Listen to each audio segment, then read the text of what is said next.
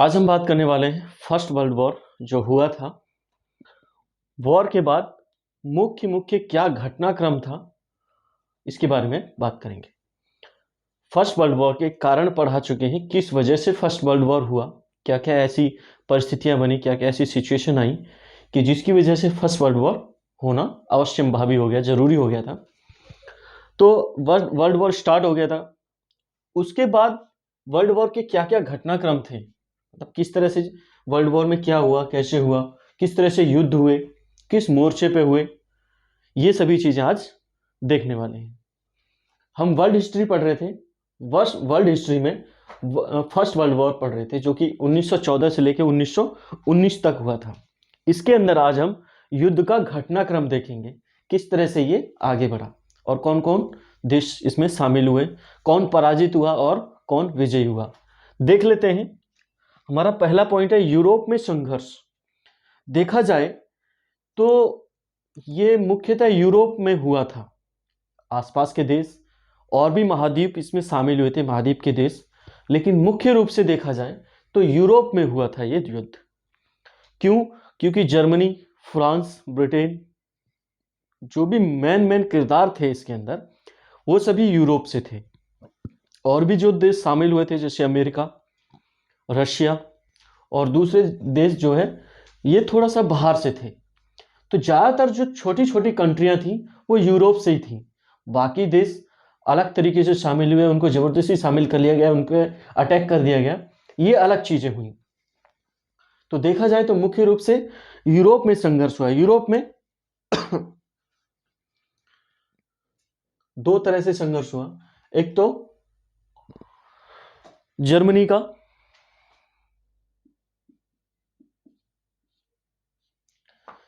का, फ्रांस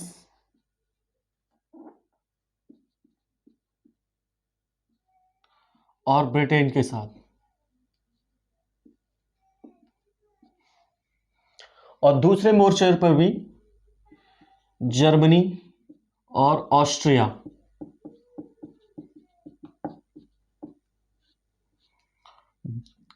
दोनों का, रूस और फ्रांस और ब्रिटेन, इन सभी देशों का आपस में युद्ध हुआ। अगर पश्चिमी मोर्चे पर देखा जाए तो फ्रांस और ब्रिटेन के साथ ऑस्ट्रिया और जर्मनी का युद्ध हुआ था। अगर हम पश्चिमी मोर्चे पे देखें और पूर्वी मोर्चे पे देखें तो रूस के साथ हुआ था। अगर हम जर्मनी को एक जगह रख दें तो उसके जो पश्चिमी देश थे वो फ्रांस और ब्रिटेन थे, और पूर्व में देखते हैं तो पूर्व में था रूस जो कि बहुत बड़ा देश था। इसमें ये यूरोप के आसपास ही ये देश हैं जिनमें युद्ध हुआ था। आगे है जर्मनी ये दो गुट थे। एक तो जर्मनी वाला गुट जिसको एक्सिस पावर कहा जाता था, और दूसरा था मित्र राष्ट्र। इनको मित्र राष्ट्रों में थे, मित्र राष्ट्र थे जिसमें शामिल थे ब्रिटेन, फ्रांस, रूस, इटली, यूएसए और छोटे मोटे देश। और हम धुरी राष्ट्र में देखते हैं तो इनको एक्सिस पावर को धुरी राष्ट्र भी कहा जाता था। धुरी राष्ट्र में थे ऑस्ट्रिया,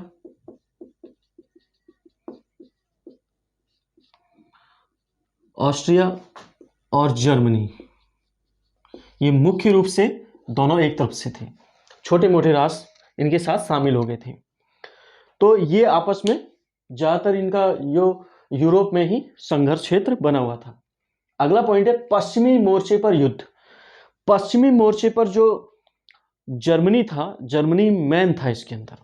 दूसरे मोर्चे पर जर्मनी इसके अंदर बहुत पावरफुल देश भी था।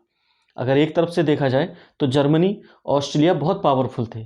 इसमें भी अगर जर्मनी को देखा जाए तो जर्मनी ज़्यादा पावरफुल था। तो पश्चिमी मोर्चे पर जो युद्ध हुआ था, पश्चिमी मोर्चे पर ब्रिटेन और फ्रांस का जर्मनी के साथ हुआ था। बहुत भयंकर लड़ाई हुई थी, क्योंकि दोनों ही, ब्रिटेन और फ्रांस दोनों ही बहुत ज़्यादा इससे परेशान थे जर्मनी से, और जर्मनी भी इनको सबक सिखा देना चाहता था, फ्रांस को बर्बाद कर देना चाहता था, ब्रिटेन पर कब्जा जमाना चाहता था ताकि पूरे यूरोप पे इसका कब्जा हो जाए। अब बात करते हैं पूर्वी मोर्चे पर। पूर्वी मोर्चे पर जर्मनी की लड़ाई रूस के साथ हुई थी। शुरुआत में रूस को थोड़ी सफलता मिली थी, लेकिन बाद में रूस को बहुत बुरी तरह हरा दिया। जितने भी मोर्चे थे जहां पे लड़ाई चल रही थी रूस की जर्मनी के साथ, इन सभी जगह पे रूस को हरा दिया था। रूस इस चीज से बहुत मायूस हो गया था, बहुत निराश हो गया था कि इतना बड़ा देश होने के बाद भी मुझे एक छोटे से देश ने हरा दिया है। इसके बाद इसने क्या किया, अपने को युद्ध से अलग हटा लिया।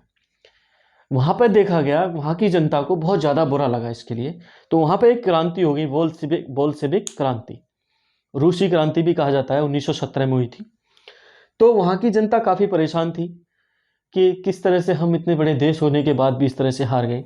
उन्होंने एनालाइज किया और क्रांति कर दी, और क्रांति में कहा कि पहले आप अपने आप को संभालिए, अपने देश को संभालिए, बाद में जाके आप युद्ध में शामिल हुए। इसका रीजन था, रूस जो है बिना तैयारी के युद्ध में कूद पड़ा था। उसकी सेना बिल्कुल भी तैयार नहीं थी, बिल्कुल भी शिक्षित नहीं थी। उसने क्या किया था, अपनी जो भी पब्लिक थी, कमी हो गई थी सेना की, जो भी पब्लिक थी, नॉर्मल मजदूर थे, उनको भी सेना में जाके भर्ती कर दिया था। उसके भर्ती करने से क्या हुआ, आर्थिक संकट पैदा हो गया। अब खाना कमाने का काम कौन करेगा, खेती कौन करेगा? तो वो वहां पे अगर जाके मोर्चे पर लड़ने लगेंगे तो उनका काम कौन करेगा? तो इससे क्या हुआ कि वहां पर जो भी खाने पीने की चीजें थी उनकी कमी पड़ गई, एक तरह से भुखमरी के कगार पे पहुंच गया। इससे काफी परेशानी हुई वहां के देशवासियों को, तो उन्होंने क्रांति कर दी, जो कि बोल्शेविक क्रांति के नाम से जानी जाती है। रूस को काफी बुरी तरह हरा दिया था।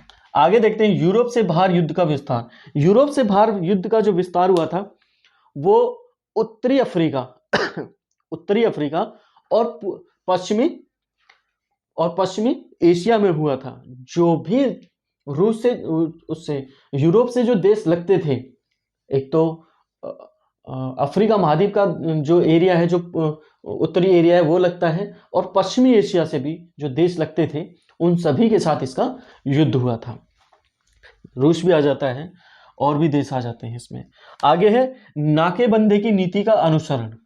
नाकेबंदी की नीति क्या थी, इसमें क्या था कि दोनों ही गुट ये चाहते थे कि जो भी खाने पीने का सामान और जो भी शस्त्र अस्त्र वगैरह थे जो कि इनके पास जा रहे थे एक दूसरे के पास, उन सभी को रोक देना चाहते थे।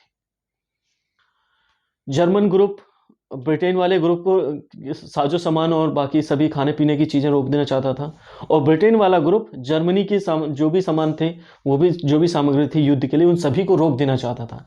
इसमें इनका दोनों का ही एक हित था कि अगर इनके पास खाने पीने की चीजें नहीं बचेंगी, हथियार के लिए जो भी गोला बारूद नहीं जाएगा, तो ये अपने आप ही बर्बाद हो जाएंगे और इनको हम हरा देंगे।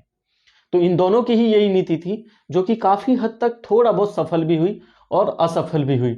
इसमें क्या हुआ कि ब्रिटेन ने भी काफी इस चीज को रोक दिया कि वहां पर जो भी खाने पीने की चीजें जा रही थी, बहुत बड़े एरिया पे कब्जा कर लिया था, बहुत हद तक रोक दिया था।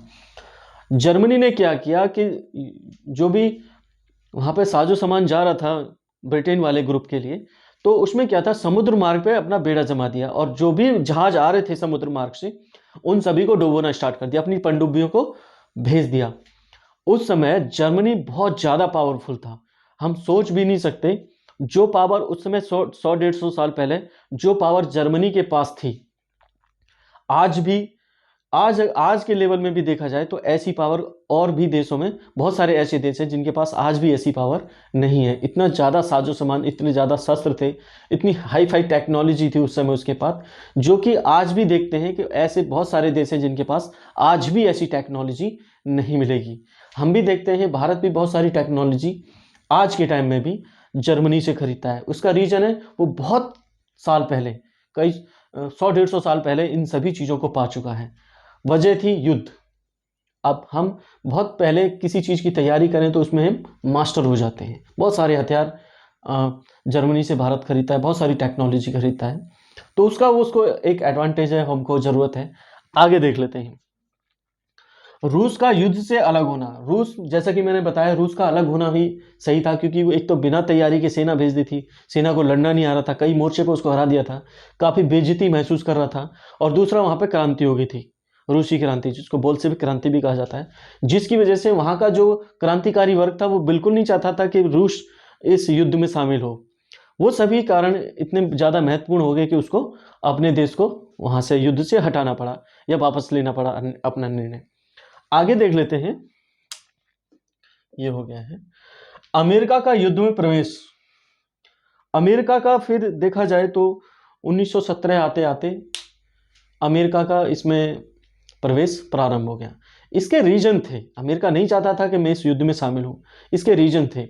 एक तो जो जर्मनी की विस्तारवादी जो नीति थी, विस्तार करना, सभी जगह पे कब्जा करना और एक तरह से निरंकुश शासन बनाना, मतलब एक तरह से जो तानाशाही थी उसको स्थापित करना।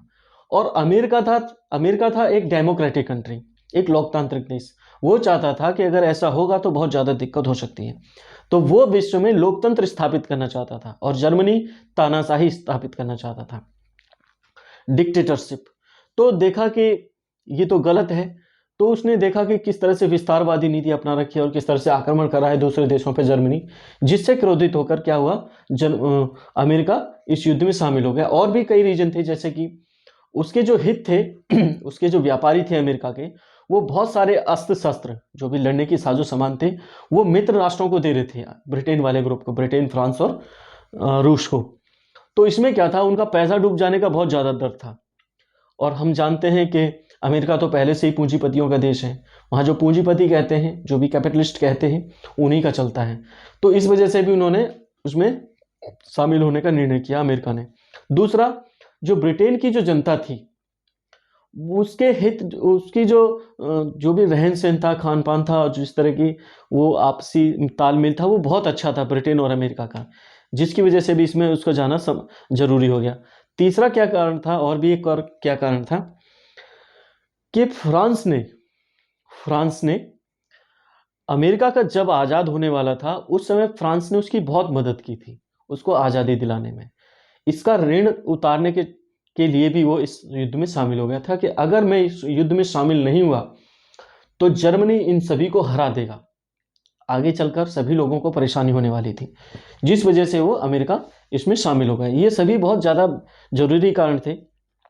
एक और कारण था कि जब वो नाकेबंदी की नीति अपनाई गई थी दोनों गुटों के द्वारा, तो जब समुद्री जहाज़ों को डुबोया जा रहा था उनकी पनडुब्बियों के द्वारा जर्मनी की, तो उसमें एक जहाज को डुबो दिया गया जिसमें 1100 कुछ जो यात्री थे, उसमें से 100-150 यात्री अमेरिका के थे जो मारे गए थे, उसमें जहाज डुबोने के चक्कर में मारे गए थे, जिससे भी उसको काफ़ी गुस्सा आया, उसकी वजह से भी इस युद्ध में शामिल हो गया। ये बहुत सारे ऐसे रीजन थे जिसकी वजह से अमेरिका को इसमें शामिल होना पड़ा।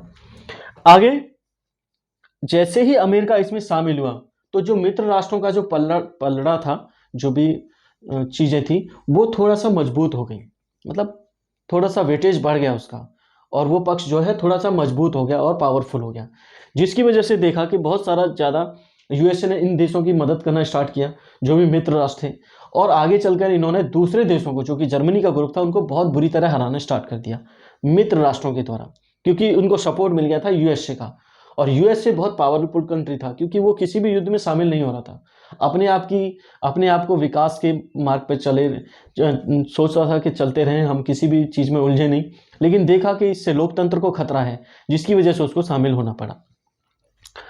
युद्ध का अंत, ये तो थे कारण और वजह। युद्ध का अंत नवंबर 1918 आते आते ख़त्म ही हो चुका था।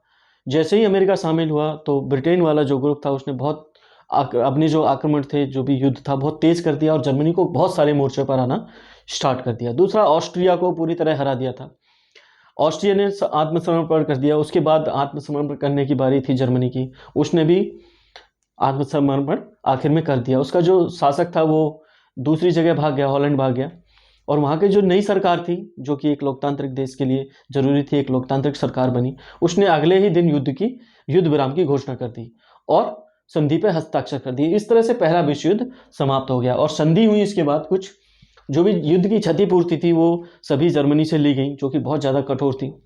उसके बारे में हम आगे चर्चा करेंगे। तो ये था पहला विश्व युद्ध जो कि बहुत ज़्यादा निर्णायक था। ये सभी घटनाक्रम इसके अंदर हुए थे जो कि बहुत ज़्यादा जरूरी थे। इसके बाद के जो घटनाक्रम थे वो सभी सेकेंड वर्ल्ड वॉर की दिशा को तय करने वाले होंगे, जो कि हम आगे वाली क्लास में लेने वाले हैं। आज के लिए इतना ही, मिलते हैं अगली क्लास में।